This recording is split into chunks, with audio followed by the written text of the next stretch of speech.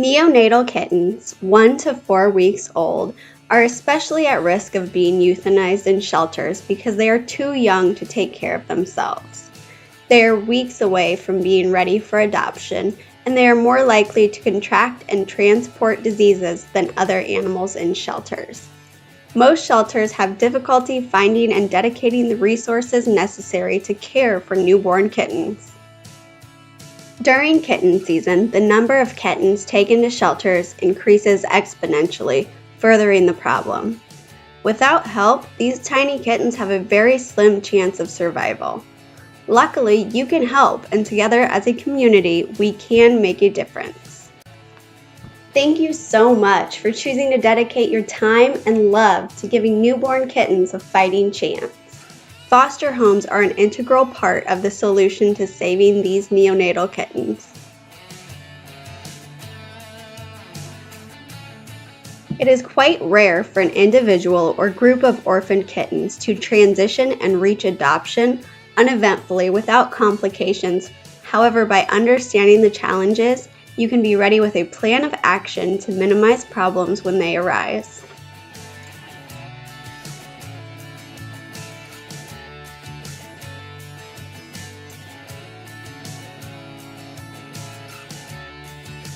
Newborn or neonatal kittens' eyes are closed, ears are flat to the head, fur is thin, and skin looks pink.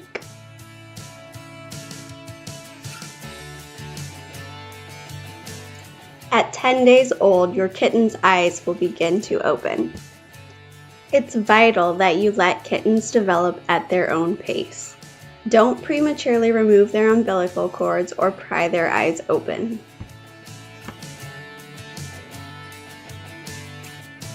At 3 weeks old, your kitten's ears will stand up, teeth will be visible, and your kitten will begin to walk, a little wobbly at first.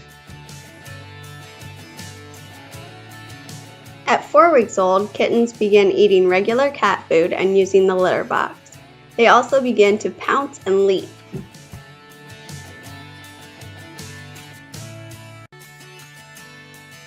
At 8 weeks old, healthy kittens will weigh approximately 2 pounds and are ready for adoption.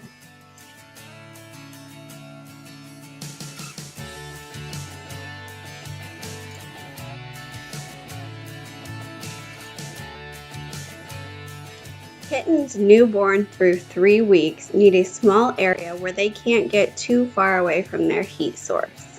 Kittens are not able to regulate their own body temperature. Supporting them with an appropriately set external heat source is therefore essential.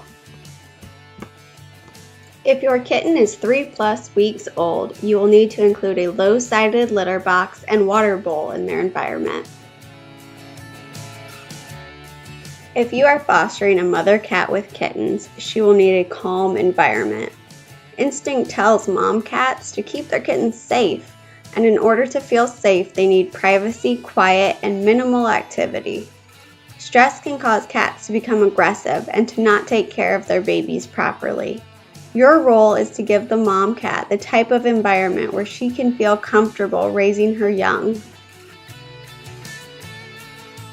Make sure your mother cat can get away from her kittens. Give her places high to jump or climb out of to get away. Mom cats typically leave their kittens in the wild to hunt, so it's perfectly natural for her to spend time away. It's also a vital part of letting mom cat wean her kittens. Your mother cat will need access to a litter box and her own food and water bowls.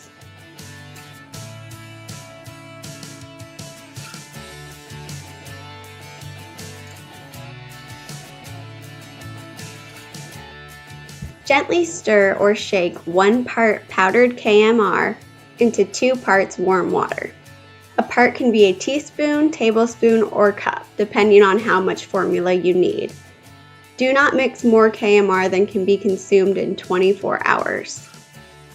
You can use a little extra water if your kitten is constipated, and a little more formula if they're showing signs of diarrhea.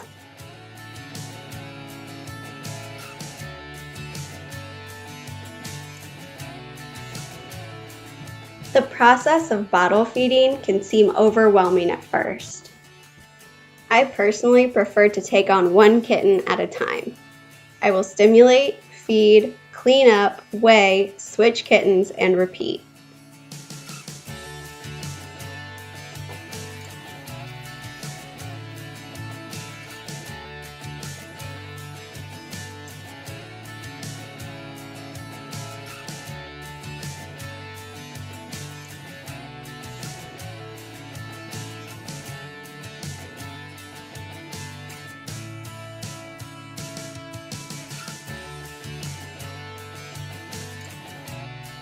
I make a point to start with my easy eaters, kittens who need minimal assistance.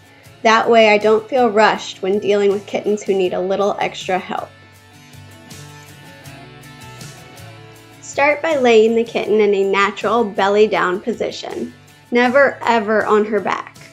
Hold the kitten's head stable with your non-dominant hand.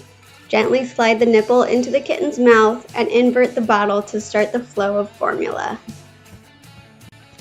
Try to hold the bottle at a 45-degree angle to keep air from getting into the kitten's stomach.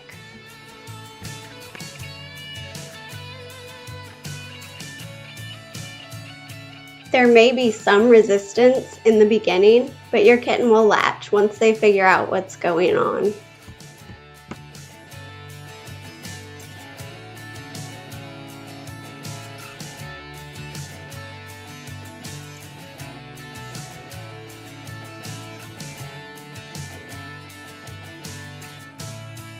Syringe feeding might seem like a punishment for you and a good way to make your kitten hate you, but it's not. It's likely that it will actually strengthen your bond with your kitten. They know you only want the best for them. The first day, we were definitely not friends. My kitten was not happy and it was a chore getting him to eat. However, the very next day, my kitten had identified me as a food source and was strong enough to accept food on his own. About a week later, he decided he no longer needed to be syringe fed. We usually don't have much information about the kittens we foster, so it's really important to help kittens develop at their own pace. It might not be ideal to have a 4-week-old kitten eating from a syringe 6 times a day, but in all likelihood, this kitten wasn't weaned and had no idea what I wanted from him. If you need to syringe feed, it's important to know the basics. The first step is to secure the head. You can use whatever method you're comfortable with, but for more wriggly kittens, I would suggest scruffing them. Next, you will push the syringe into the corner of their mouth and deposit a small amount of food on the back of their tongue. Be careful not to force it down their throat. We are simply placing food in their mouths and encouraging them to swallow on their own. This is a really great example of why it is so important to weigh your kitten before and after meals. During syringe feeding, a majority of the food ends up on the kitten, not in their belly, so it's completely inaccurate to keep track of how much you've fed them.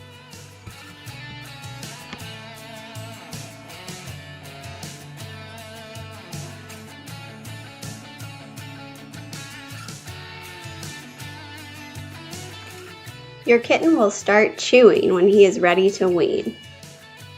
Once kittens start to develop teeth, they won't be receiving the nutrients they need from formula.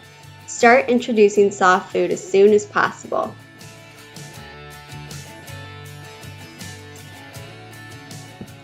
If you're fostering a mother cat with her kittens, try to let her guide the weaning process.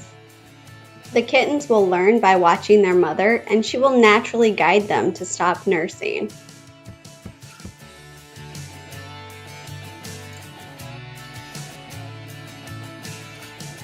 If you are fostering orphan kittens, they will need hands-on attention from you. You are their only guide to weaning, so try to be patient with them. You can start by offering them a mixture of gruel, soft food mixed with formula, in their bottle or a syringe.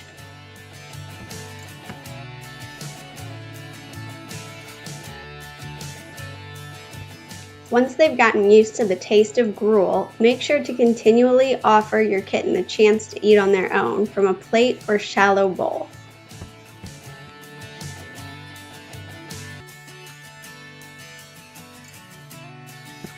Once kittens learn that they can eat from a plate and no longer rely on their bottle or syringe, weaning is a breeze.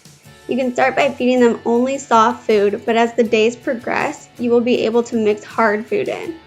Mixing hard food in can help with any poop issues caused by all that soft food. Don't panic if your weaning kitten skips straight to hard food. This will sometimes happen if a kitten has a mother cat or older sibling to show them what to do. It's actually a really great thing.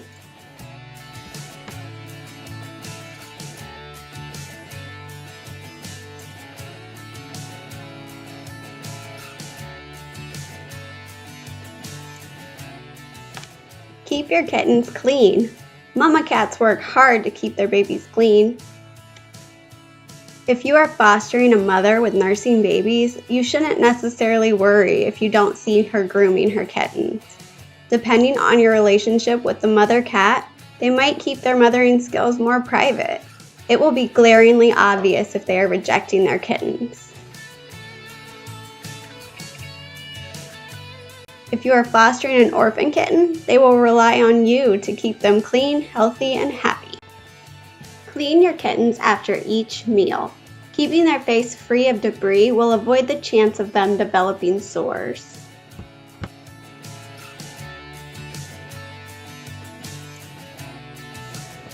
Weighing your kitten is one of the most important things you can do to keep them on track and developing properly.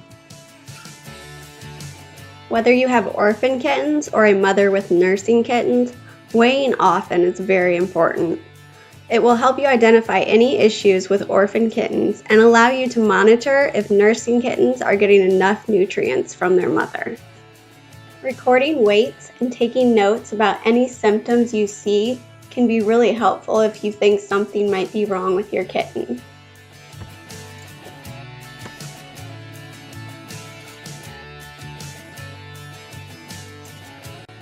Young kittens don't pee and poop on their own. Mama cats stimulate them to go to the bathroom by licking them. If you're raising an orphan kitten, you'll need to help them by stimulating them at each feeding. Use a soft, absorbent, disposable cloth. I personally gravitate towards using toilet paper. It's easy and always convenient to grab. The body position for stimulating kittens can vary. Some people prefer to sit the kitten upright on a table. Some prefer to hold them upright with their bottom facing the floor, and some prefer to turn them on their back. Find the position that works best for you and the kitten. Hold the kitten steady with one hand and gently rub the genital region in a circular motion with your soft tissue. The kitten should begin to pee. Continue to stimulate the kitten until she is no longer peeing. Depending on the kitten's age, this may take anywhere from 10 to 40 seconds. If the kitten needs to poop, stimulate their bottom the whole time that they are pushing. Stimulating helps encourage them to use their muscles to pass the stool, so continue until the kitten has finished her business. At 3 weeks old, it's time to start introducing your kittens to the litter box. Around this age, you will start to notice feces in their nest. This is one of the easiest ways to tell if your kitten is ready to be litter trained. It's important to use a non-clumping litter when working with small kittens. Young kittens explore everything with their mouths, including their litter box. If the kitten was to ingest a large amount of clumping litter, it would cause a blockage which could ultimately lead to death. When it comes to the type of litter box to use, I personally love using small boxes. They are easy to toss out and keep germs from spreading. Cats and kittens naturally want to cover their waste, so teaching them to use a litter box is a fairly simple process. Placing them in the litter box after meals can be helpful, as well as teaching them to dig in the sand. At this point, it's still a good idea to keep your kittens in a smaller space. It's much easier to use a litter box when you know where it is.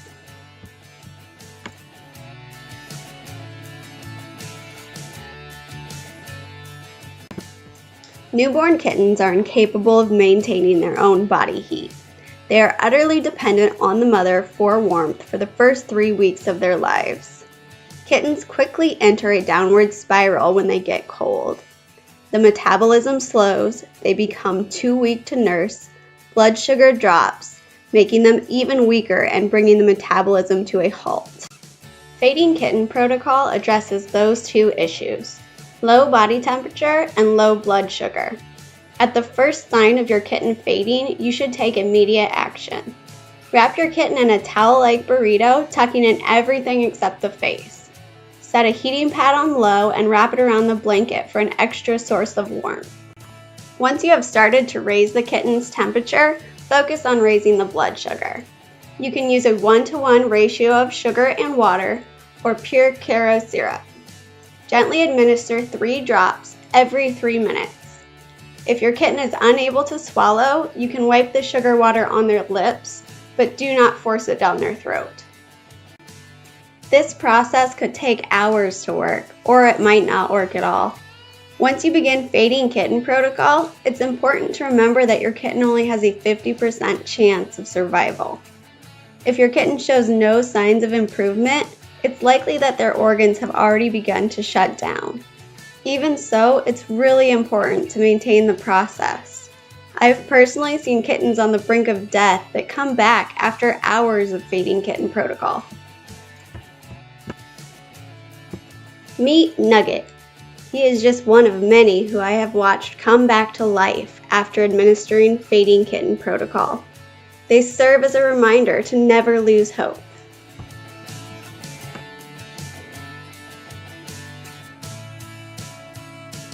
Thank you so much for choosing to foster. Without you, neonatal kittens wouldn't stand a chance. You are making a world of difference in tiny lives.